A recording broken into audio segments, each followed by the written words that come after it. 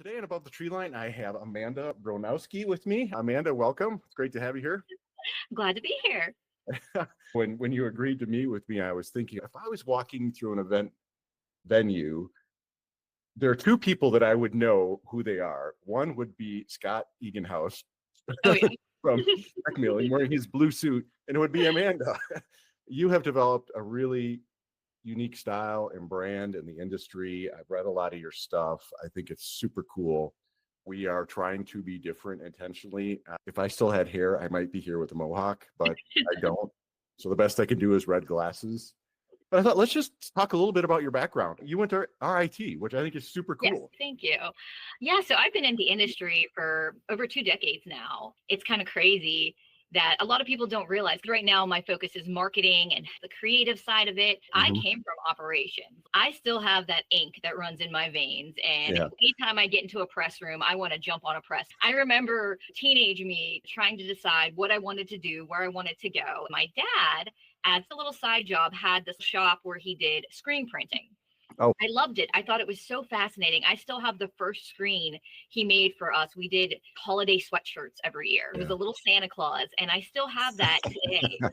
And he would be happy to know that I still had it, but it really impressed me. I've always kind of went against the grain. I wanted to pick an industry that was not female focused. When I started printing, even in print classes in high school, I was usually the only girl. Lithographic printing, they showed us how to do gravure printing, and all of that just fascinated me. That's how I ended up at RIT. I have a degree in printing technology and printing management. I remember my dream was to work my way up so I could run a printing facility. Yep. I wanted to make sure I had hands on everything. I've been a press operator. I'm certified on most of the Xerox digital presses. My first big press was a Goth Sunday 2000 web press. I ran that when I was probably 19 or 20. I worked my way up. I worked for Canon and I did demonstrations and education on different presses they sold. I actually worked for the United States Supreme Court. I was the assistant publications officer. Yeah. Uh, And that's where they used to print those big giant books of all the different. Orders and opinions, but interesting fact, none of that was actually allowed to be printed on site. Everything had to go out to a contracted printer, and they could only have a 3-year or 4-year contract, and then we'd have to switch to someone else. And that was part of what I got to do, was help with the different proofing stages of that. But a lot of it was legal editing. And then I realized I did not want to sit behind a desk reading books. I finally landed my dream job, and I was the production manager for the implant at UPMC, Right. University of Pittsburgh Medical Center. And I was there for almost 6 years.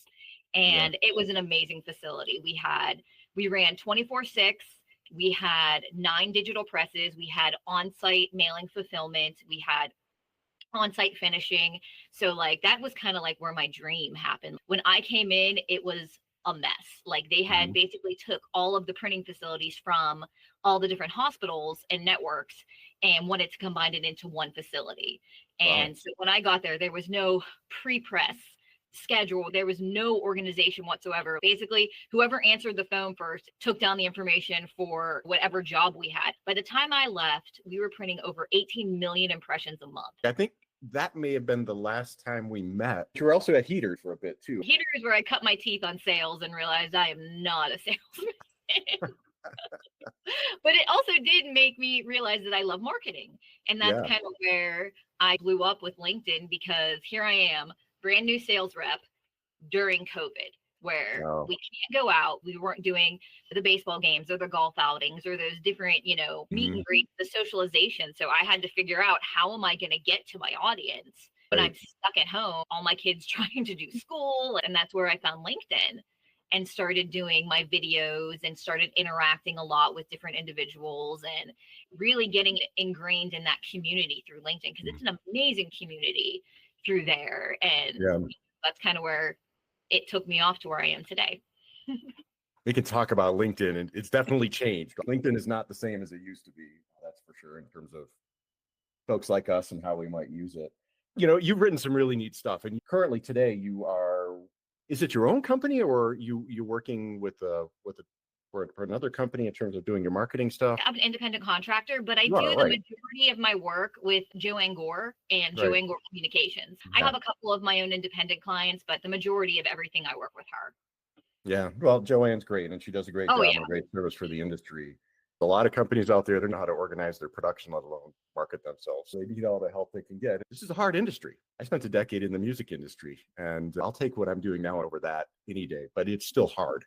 It's a tough industry, right? And it's getting harder for a lot of reasons, which I write about. Sometimes I feel like I'm not helping, but my intent is not to be a bad guy. It's to say things are changing. It's Right. informative. I think where I commented on a post you had on LinkedIn, I think it was maybe a month ago, where you're talking about first impressions.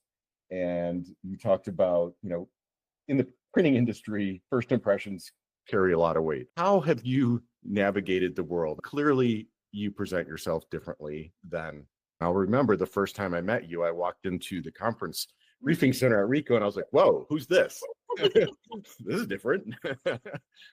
Even back when I was in corporate America, when I worked for UPMC, anytime we would go to Rico or any of the other facilities, if they didn't know me, a lot of the time people thought I was the assistant to my boss or the assistant to whoever gentleman came with me. And I was lucky. I had an amazing director when I came on. And anytime we'd go into a room, people would just automatically start talking to him. And he's like, I know nothing. Talk to her. She's the expert. Like, Yeah. so that really helps. I even remember I went to Print 17. I was a speaker there. Yeah. And it's when we were in the market looking for that inkjet press when we ended up, I think we decided to go with Rico, but I was there looking at presses and it was just me. I went by myself, going to all of the different stands and companies. People did not want to talk to me. I would go up and be like, oh, hey, can I know a little bit more about this? And I would get brushed off. It wasn't until Neville from Rico kind of came with me and was like, you want to talk to her because she's the decision maker. She has a budget. She needs to buy something. That was my real aha moment. I have to be loud and persistent if I want people to listen to me in this industry, because it is still back in the stone age of that male dominated misogynistic industry. And, if you're a woman in it, you have to stand out if you want to be heard. Yeah, no doubt. And I know you're involved in the Girls Who Print organization with Deb Korn. And again, super important organization to bring forward new voices and perspectives that the industry needs. I mean, there's so much going on right now. There's so much pressure on the industry, whether it's pricing and postage. We could pick a topic and go crazy on it. But I think you're a leader. And I think the thing that's important, and I just want to say to you as a, person to person, is I think a lot of people see you as a leader. And one of the, I do a lot of public speaking. And one of the things that we always say, it's not that people are afraid to do public speaking. What they're afraid of is being seen, being known. And that is really hard for a lot of people. I'm positive that there are lots of people out there that really admire you for who you are and what you're doing. So, and I'm one of them. That's why I wanted to have you on. So talk about, as far as the Girls Who Print, what's next? How do you, obviously you're doing your own marketing and working with clients, but where do you see your continued involvement in the industry and supporting not only Girls Who Print, but just the industry? Well, right now, I love what I'm doing. I love being an independent contractor. I love working with Joanne. I love working with my own clients. And I really feel like being on the outside, not committed to one company or organization, kind of helps me be able to push my message or to help people push their message. I remember doing my first video, I was terrified. And it was just me sitting in my kitchen at a typewriter. All I said was like, have a great weekend. It was maybe 10 seconds. And I got negative comments on it. People were saying, if you loved your job, you wouldn't look forward to the weekend. But after I got over that, I realized people are going to say what they're going to say regardless. I'm going to put my message out there and I want to be remembered. So again, my style has always been eclectic. I've never fit any sort of mold. Even in high school, I wasn't a jock or a prep. I would wear what I like. If it looked good, I wear it. So I like being memorable. And that's something I really want to pass on to my clients. That's the biggest thing. Like I tell them, if I'm working with a CEO or if I'm working with someone that's a big representation of the company, I'm like, you need to get in front of a camera. You need to feel comfortable putting yourself out there. Maybe you'll get 0 likes and nobody will watch it, but you just got to keep doing it. You got to be consistent. And sometimes you're going to get negative comments, but it's going to happen regardless. Just put yourself out there. Even those negative comments, they're going to boost your visibility. If somebody took the time to stop and watch you and then even write a negative comment, you made an impact. Even if you think it's a negative impact, you made an impact on them. So Yeah, you need so to true. push yourself out there. And that's the problem I see with printing companies. They're so used to making the material to help other companies boost themselves and help other companies be seen that they forget, hey, you have to be seen as well. Like Yeah. you need to promote yourself. It's almost like a mother. A mother is always taking care of everybody else. But if she doesn't take care of herself, then that's all going to fall apart. You need to take care of yourself first, get Mhm. yourself out there so you can help other people. Authenticity is so incredibly important. And yeah, my thing that I observe in the marketplace right now is AI is creating sort of this vanilla flavored everything.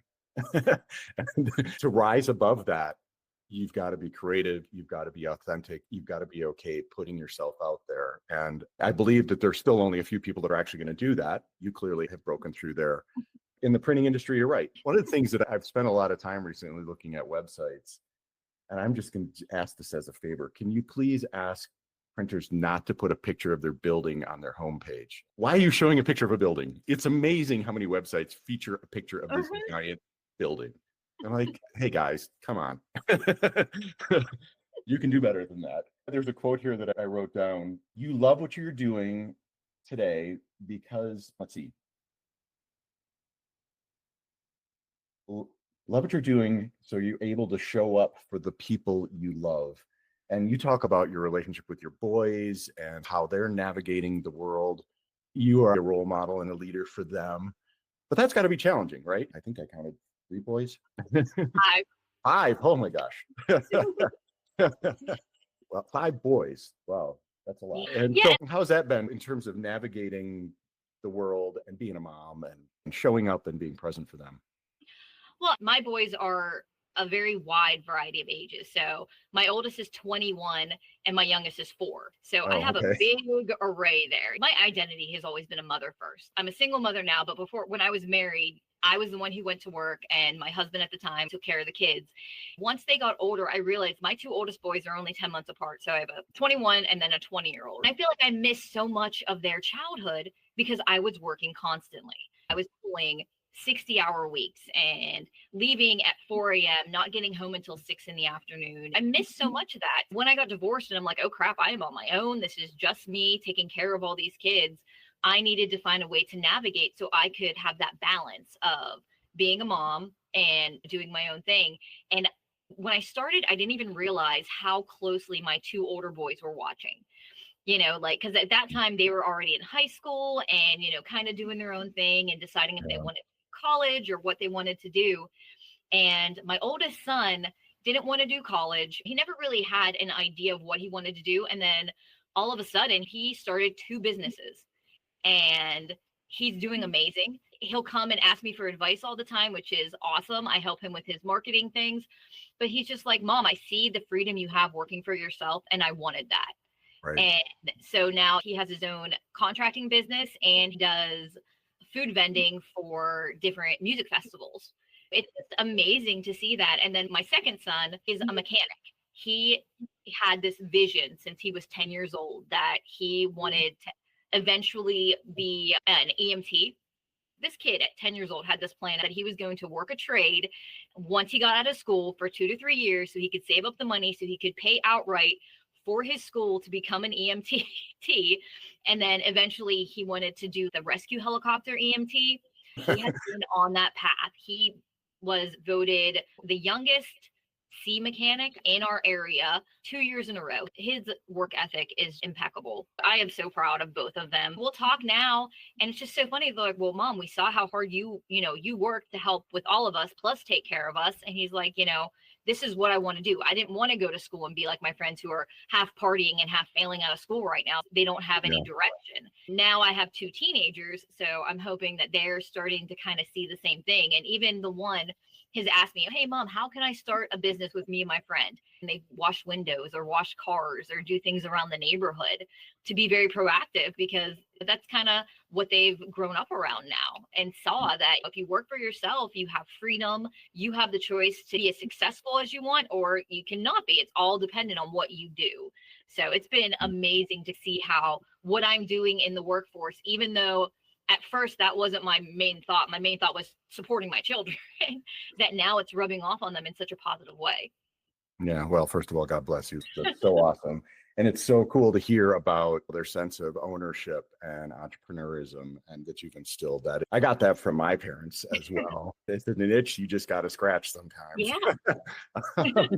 I guess just, I didn't go to college. I was busy running my parents' printing operation and making money and driving a nice car. And all of a sudden life got complicated. And here I am. I'm not saying that's necessarily the past for everybody, but it's my view that the trades and technical skills are going to rule the world. These are the folks that are not worried about AI taking over their job. There's something to be said for that. That is really important. I think it is a message that kids definitely need to hear. As a mother, I have someone to fix my house and my cars. My son is redoing my floors in my living room, and we're going to do a video to add to his marketing. Yeah, it's really cool how I'm able to help, and he's going to help me out too. Having said that, bringing it back to our industry around print, you said the word shop. If you asked me about it, my parent would call it a shop. I recently broadcast an interview I did with Harvey Levinson, which I recorded a number of years ago. I never published it, but I went back and re-listened to it. And he talked a lot about the language we use in the printing industry. His point was, we have to talk about this in the terms of which it actually is. It is a technical, it is complex. People say here printing and they go, wow, but it's not that. There's a lot happening and a lot of different areas to be involved, whether it's running the press, being in the front room, or being in sales. The art and craft of printing is not about putting ink on paper anymore. It's about the business of printing. It's the art and craft. How do you actually navigate this path? I wondered if you had any thoughts in your work with Joanne, particularly as it relates to attracting people to the industry, which I think is a huge problem right now. How can we take your experience, get kids to go, hey, there's something here. This is hands-on, right? If you want it to be. What can we do differently about how we talk about the printing industry to bring young kids into it? That's very interesting, because that's the one thing with my kids. They had been around print their whole lives. Like when I was a trainer, I would bring them with me and they would see the demonstrations on the presses. If we go to a restaurant, they'll pick up a menu and look at it and be like, hey mom, is this right? Did they fold this right? So they're real dorks like me. Oh yeah, that's our dinner conversation. The thing I've seen lately is that things are kind of coming full circle, especially within print. I watched a young person in their early 20s not too long ago who ran a digital business. I remember he did a speech and he was like, I have the best new idea. This is so innovative. What if we sent our customers actual printed coupon books? The way he was talking about it, he was very excited, which was amazing. But he also was talking like there's never been such a thing as a coupon book. It was very encouraging because he was excited about print. I think now kids are so inundated with digital everything. It's digital communications. You're getting email rather than pieces of mail. My kids get excited if they get something in them that's tangible. Sure. So what we need to do is get them excited about print again. So much is digital focused. We need to show them how amazing it is to take something from that digital file and then you're holding it in your hand. You can touch it, feel it, smell it, and go through that process. A lot of people are very interested in the actual printing process. There's still people today that think a digital printer is just like a big copy machine. You press print and all of a sudden it comes out, and it's like there's so much more to it. We need to bring that excitement back to the actual process of how something gets printed. It's so much more complicated than just pressing a button and having something come out. I remember we brought in students when I was at UPMC to see the process. They were amazed with how a saddle stitcher would create a book, or how you could go from the file created on the computer and all of a sudden here it is in a book form.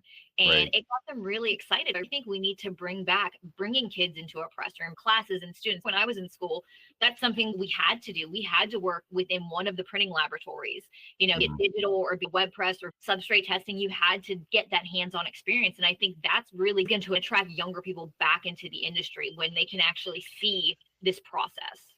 Yeah. And there's a lot of, there's a lot of programming. You go to a lot of successful printing operations and they are as much technology software houses as they are printers, right? There's typically on the front end, there is a lot going on technology-wise, software-wise, engineering-wise. And I think that's a piece that companies typically struggle with, to say, come and be on our software team. And they're like, for a printer? And that's just a challenge that we have. But there's definitely stuff going on there that would attract people that wouldn't normally think printing, right? All the digital stuff. So what's on your mind? What do you want to share? What is it you want to tell the world about Amanda, or about the industry, or about how we're completely fucking stuff up or whatever. Well, it's something, it's funny because it's something I've been having conversations with a lot of people. I want people to be excited about print again. I really miss the days in like early 2015, 16, 17, when you would go to a show and you would feel that energy on the floor and it was exciting. Going to print was when I was in school, that was the big thing. You want to go to the print show in Chicago. Oh gosh, yeah. I feel like we've lost so much enthusiasm for the industry. When everything went back to normal, things were just kind of blasé. You go to a show, there's no spark, no energy anymore. People are like, I would rather just see it online. And that's, to me, it's really disheartening because I love, like, that's one of the aspects I love is socializing and getting to meet the people in the industry and seeing what the new products are. People just aren't excited about it anymore. And it's like you said, I've seen the industry change as well within these years and how LinkedIn's used and how different processes, different parts of campaigns or marketing or whatever are used. And it just, I feel like we lost some shine, the excitement. I want people to feel like when I see a press, I feel like a kid in a candy store. I get so excited. People aren't like that anymore. I've been in so many facilities since COVID, helping with marketing or different aspects, and you just don't feel that buzz anymore. It's just like, okay, whatever. This is a job, 9 to 5, clock in, clock out, we're done. There's no excitement. The shows, you think this is where the excitement is. I was at a couple different shows within the past few years, and you're just not feeling that buzz anymore. I really wish people would get that light back. I'll admit I'm probably part of the cause of that. Print doesn't have a value problem, it's a volume problem. The challenge is print is like everything else. It's shifting, transitioning. It's not necessarily about printing paper documents as much anymore. It's printing other stuff. And to me, that's incredibly exciting. I was at Printing United last year and I walked around the floor. I was like completely blown away. If you looked at the amount of vendors talking about document printing, it was sort of like, yeah, there were a couple. That's not what the excitement was, right? It was the industrial print, the textile printing, maybe is the more accurate term. It's just exploding. It's shifting from printing over here to printing over there. And I still believe there's an opportunity to bring a lot of the stuff that we've developed from software and technology and apply that in different forms of print. I love this quote, and I wanted you to comment on it, but I think you already have, which is the real magic happens when you stand out. And I'd say that describes Amanda in a nutshell. Anything that you want to add? We need to get that excitement back. Let's get excited about print again. Even if it's shifting from one end to another. I was just at Amplify, and the best part was some people from another conference decided to come over on the last day. When they saw some of the different embellishment prints, like you could have taken your name tag to one of the stands there. They made it all glittery and sparkly. The excitement you see on these people's faces, it took 5 seconds. They got the sparkle tag. Oh my God, you thought that you just gave them $1 million. They were so excited. Cool. I just want people to get excited about it again. Me too. We've got a challenge ahead of us. I think it's an industry that there's a lot of us involved in it. It's a huge industry and it's important. So Amanda, thank you.